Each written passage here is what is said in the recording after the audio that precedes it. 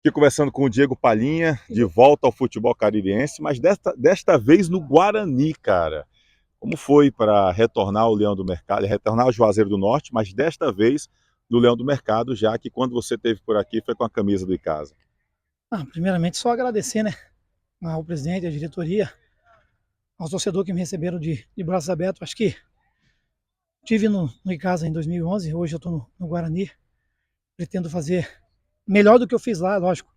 Lá foi uma história que eu pretendo fazer minha história também. Uma história feliz, lógico, uma linda história aqui, se Deus quiser, com acesso e assim sucessivamente com o título, né? Ô, Paulinho, como é que tá você fisicamente em relação para essa segunda divisão?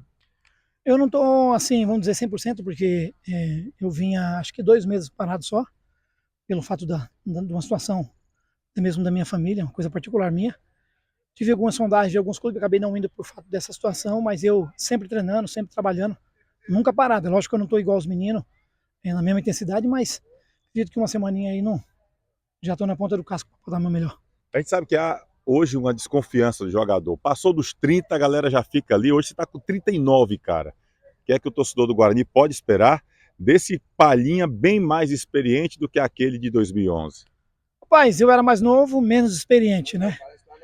Hoje eu sou mais experiente e mais velho, vamos dizer.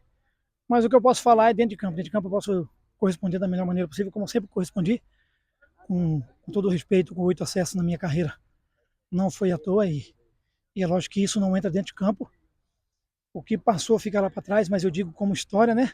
E hoje estou feliz, estou no Guarani e pretendo fazer aquilo que eu fiz lá atrás, nesses 8 acessos, os meus títulos que eu ganhei como profissional até agora. Com os 39 anos, pretendo fazer isso no Guarani, quem sabe com acesso e com título também. Ou seja, marcar a história do Leão do Mercado. Sim, como vinho, como eu disse para você, como vinho. Quanto mais velho, melhor.